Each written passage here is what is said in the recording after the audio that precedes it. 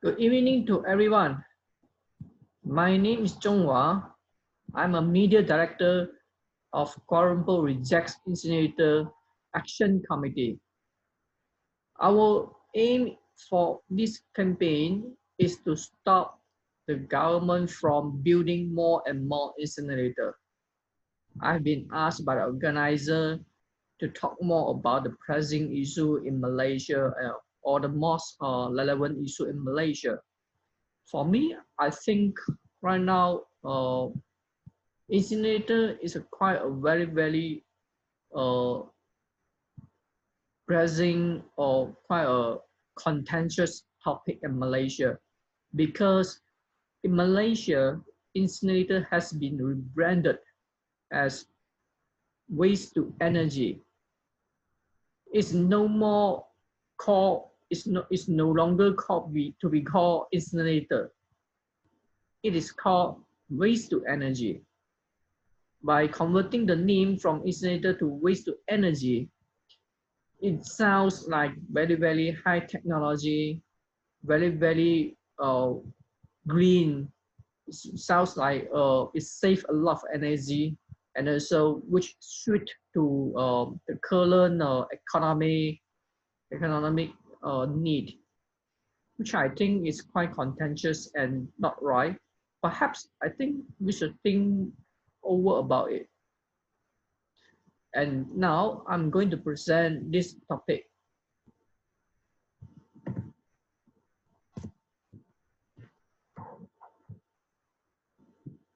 I think my presentation will be divided into several parts. The first part will be about our garbage issue, and the second part is about my government's responses, and the third part is about what do we think about it. And the final part will be I will try to wrap up the whole thing, and perhaps we can elaborate and can talk more about it. The first thing is we cannot deny it. We cannot deny that our Malaysia's garbage is piling up. You can see from the figure here. From 2013 to 2018, you can see there are three items. The first item is about domestic waste. Second item is bulk waste. Third item is public cleansing waste. These three items increase continually from 2013 to 2018. This go along with the line of our Malaysians waste disposal habit. As Malaysians, we getting used to the, a lot of food and also take away food, and also more and more about the kind of better living standard. So we are getting more and more plastic waste and other one-time use waste. You can see from here that the domestic waste has been increasing from 2.7 million tons to 2.8 million tons. And from there, you can see it's slightly declining. It declines not because of our habits of waste have been reduced, but because of kind of our recycling rate is increasing. Let's see our other recycling results in selected states.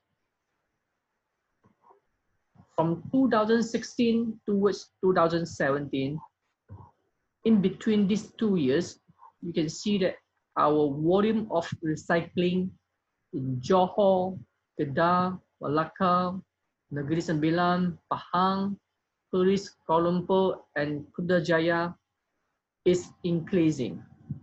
You can see the figures. When the recycling rate is increasing, then we can see that the domestic waste is in declining.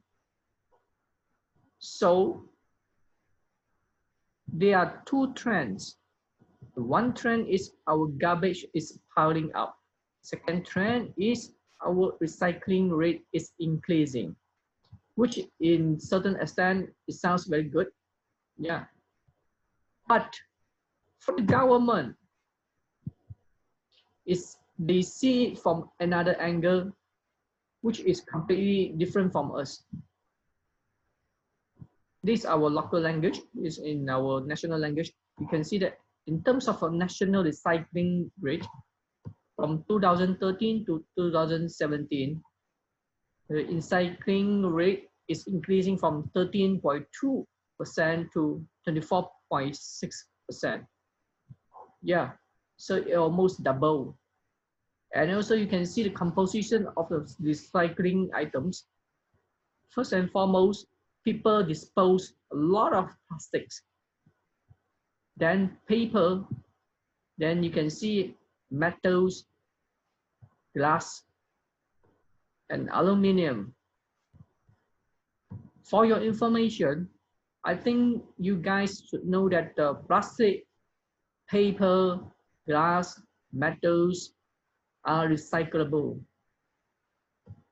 They are not, I think they are not, cannot be called waste. They are displaced pleasure. They are displaced precious.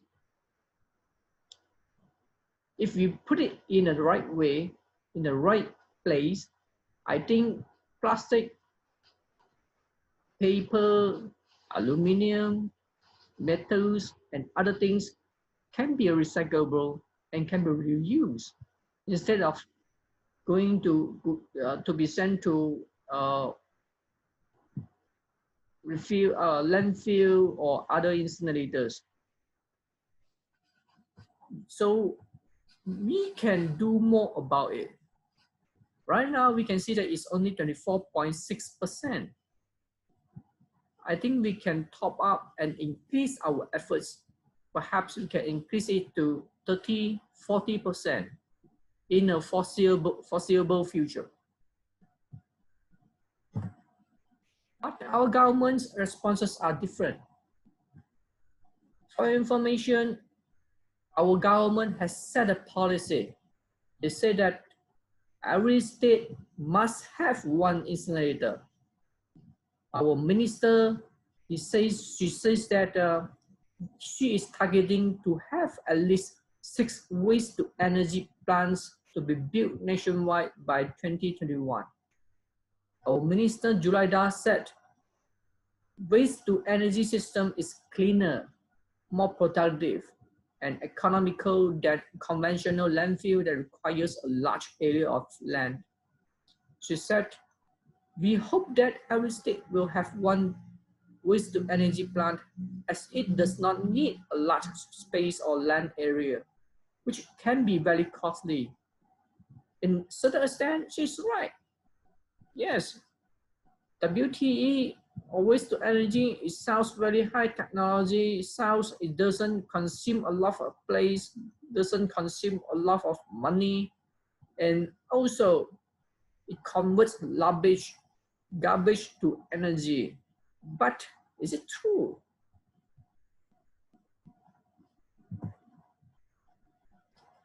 Yes, according to our government, currently they are running 4 small-scale incinerators, which is in Langkawi. Langkawi is situated in Kedah State.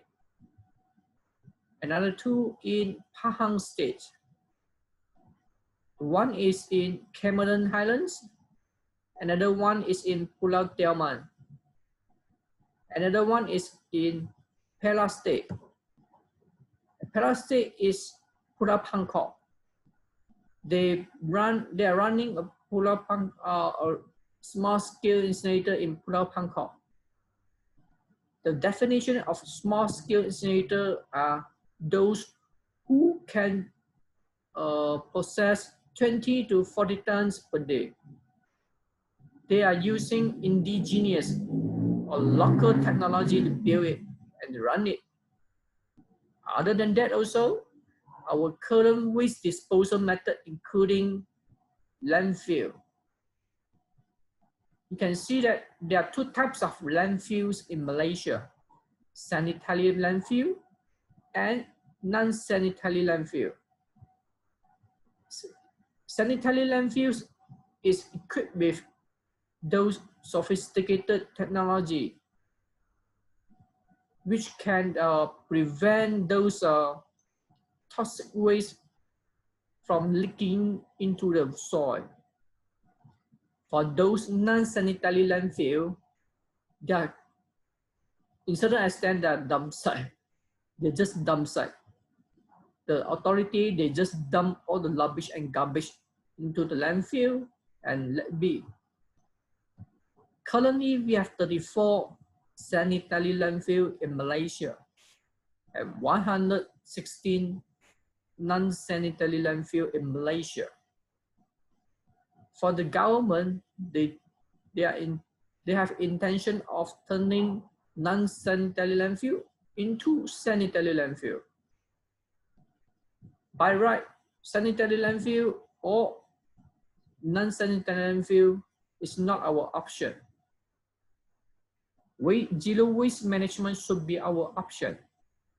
We should increase our recycling rate, as I have shown earlier, because it can curb or it can reduce our waste production.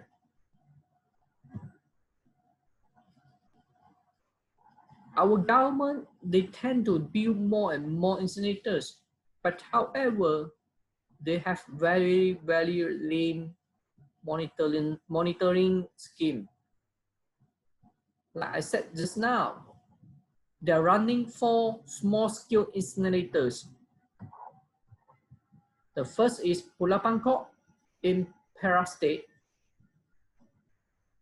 Incinerator is a very, very highly polluting industry.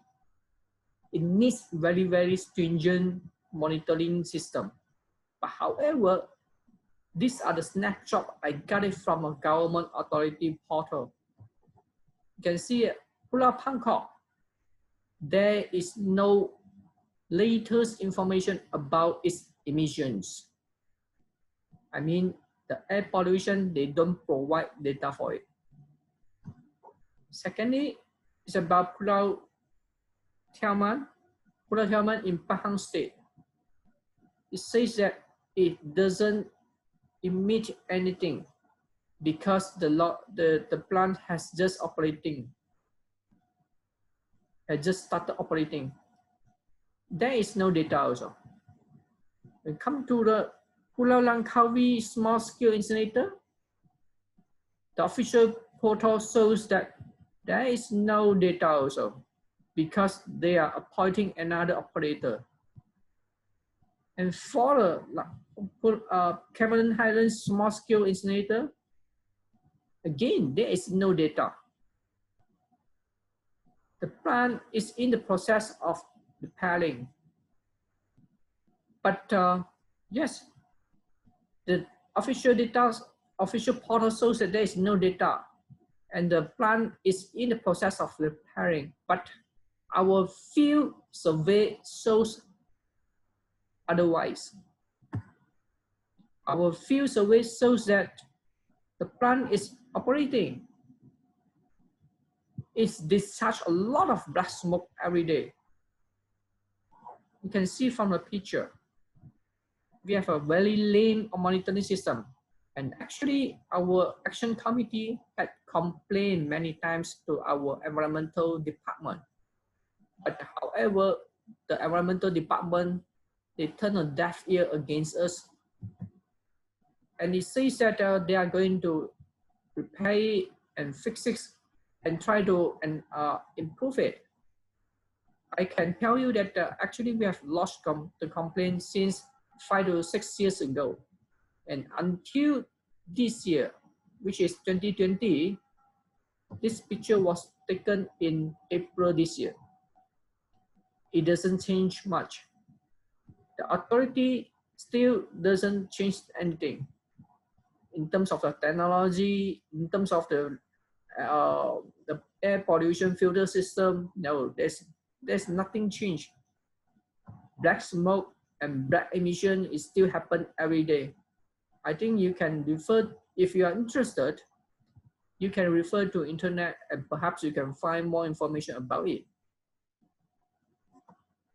And right now we are coming to the third part, is about contentious issues. I think before proceed to further, I think we have to ask several questions. Incinerator has been rebranded as waste to energy, but we have to ask, waste to energy or waste of energy? As far as I'm concerned, I think incinerator, it needs a lot of input energy to start the indigenous incineration process. In order to start, I mean, to start indigenous incineration process, you need to fill in diesel or other fuels, or even using electricity to heat it up.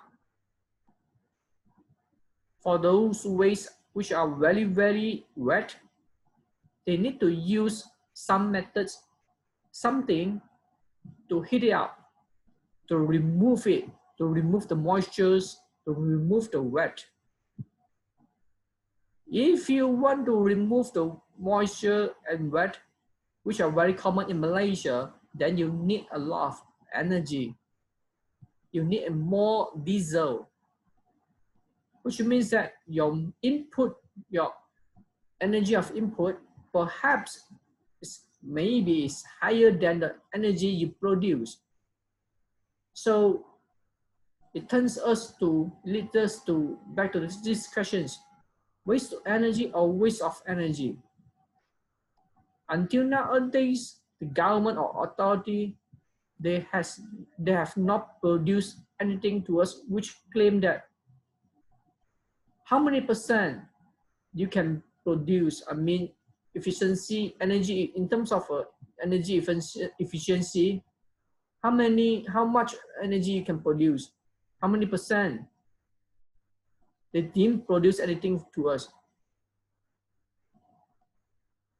And also I bet another questions: does government explore other options before resorted to incinerator alone? There are a lot of options outside. I think out there, we can see that there are a lot of people are using zero waste management or recycling efforts, like I have just shown to you just now.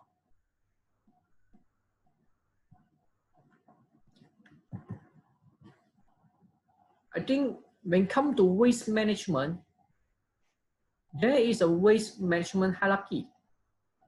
You can see on top of this pyramid, the first effort is prevention, and it is the most favored option.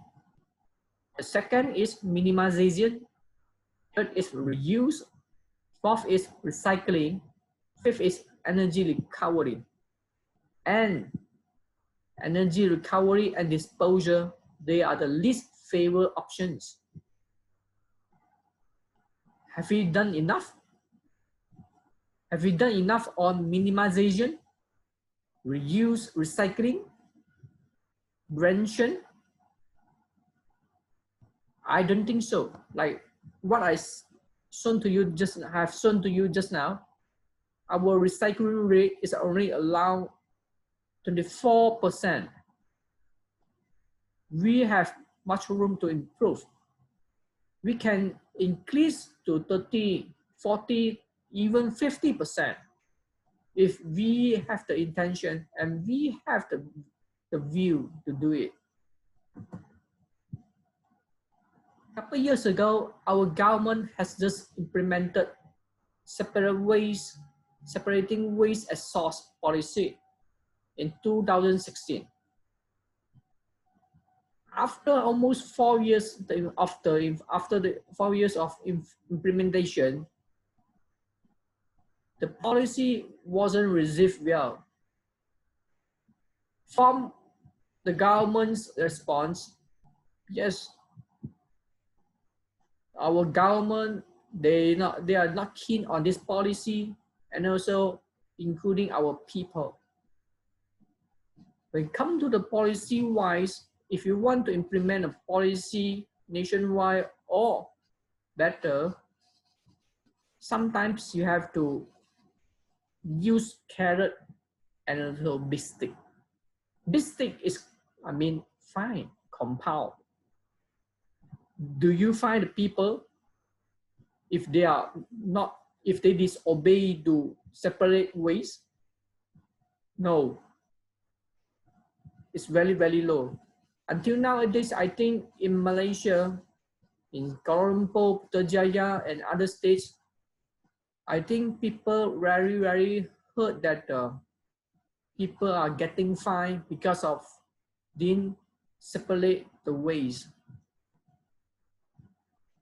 If we have done enough, I mean separating waste as source, then perhaps our recycling rate will increase rapidly. I think there are a lot of things we can do. There are more options we can explore instead of just resorting to incinerator alone. For your information, we, our community, have been trying to promote zero waste management in Kapong area, and also try to engage with the authority and try to urge the authority and try to convince the authority that there are a lot of options out there instead of incinerator alone.